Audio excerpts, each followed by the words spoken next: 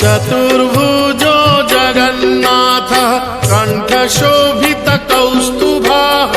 पद्मनाभो देवगर्भश्चन्द्रसूर्यविलोकनः जगन्नाथो लोकनाथो नीलाद्रीशः परो हरिः दीनबन्धुर्दया सिन्धुः कृपालुः जनरक्षकः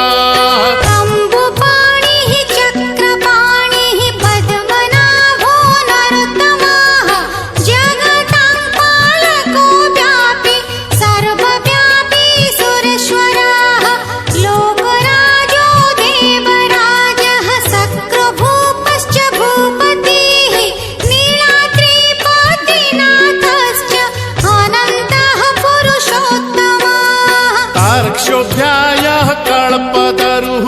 विमला प्रीतिवर्धनः बलभद्रो वासुदेवो माधवो मधुसूदनः दैत्यरिः पुण्डरीकाक्षो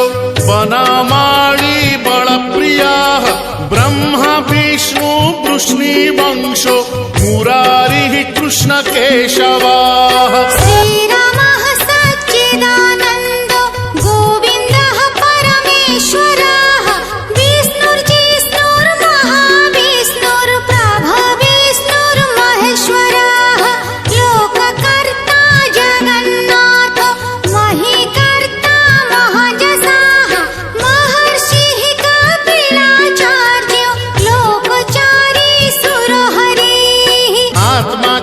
जीवपालश्च शूरः संसारपालकः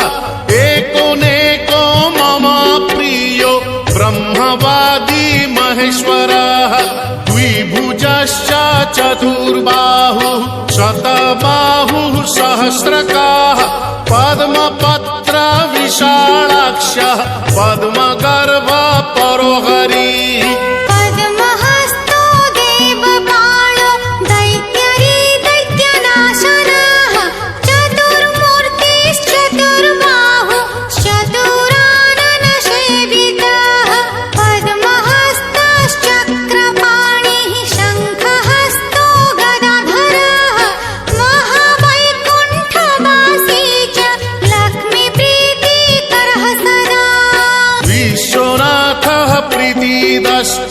सर्वदेवा प्रियंकरः विश्वव्यापी दारुरूपश्चन्द्र सूर्य विलोचनः गुप्तगन्धोपलब्धिश्च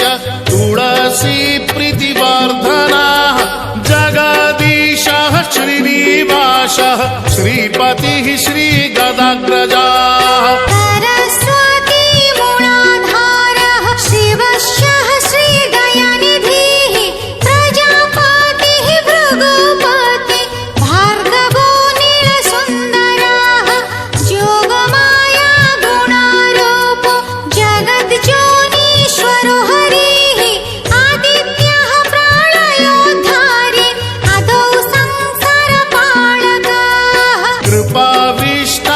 पद्मपाणि रमूर्तिर्जगदाश्रयः पद्मनाभो निराकारः निर्लिप्तः पुरुषोत्तमः कृपाकारः जगद्व्यापी श्रीकरः शङ्खशोभितः समुद्रकोटिगम्भीरो देवता प्रीतिदः सदा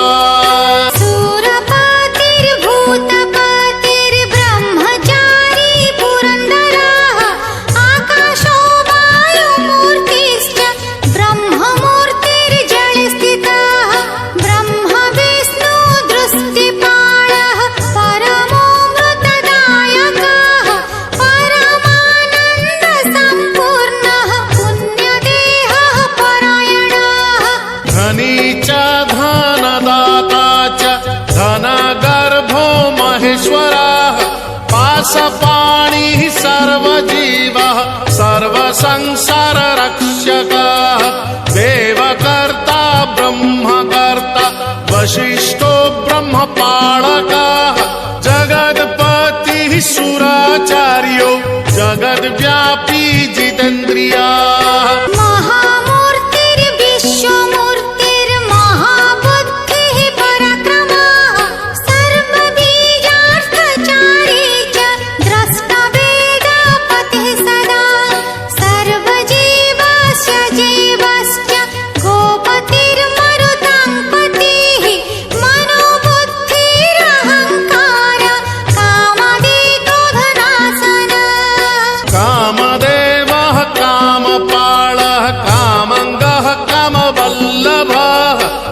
शत्रुनाशी कृपा सिन्धुर्कृपाळुः परमेश्वरः देवत्राता देवमाता भ्राता बन्धुः पिता सखा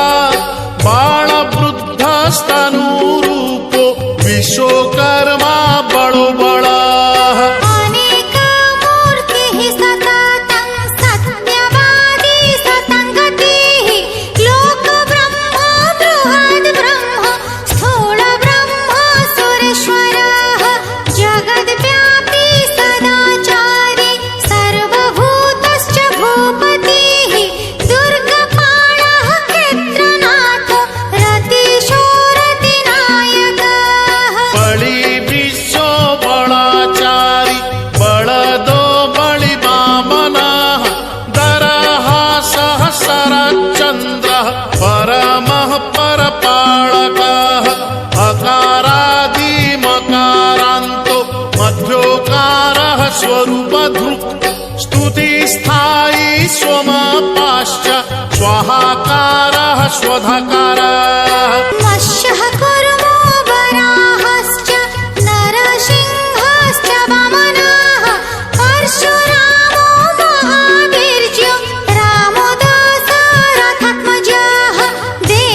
देवकीनन्दनः श्रेष्ठो नृहरिः नरपालकः वनमाली देहधारी पद्ममाली विभूषणः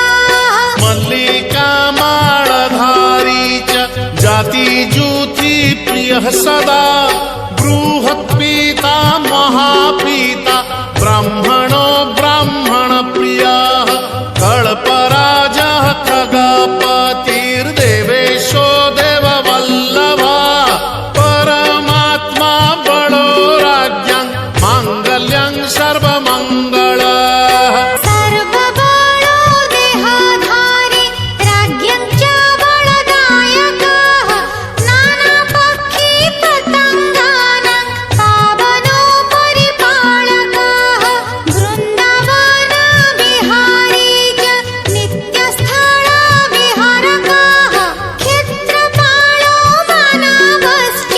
भुवनो भवपालकः तत्त्वं रजस्तमो बुद्धिरहङ्कार परोपिता आकाशङ्गः रविः सोमो धरित्री धरणीधरः निश्चिन्तो योगनिद्रश्च कृपाळुः देहधारकः सहस्रशीर्षा श्रीविष्णु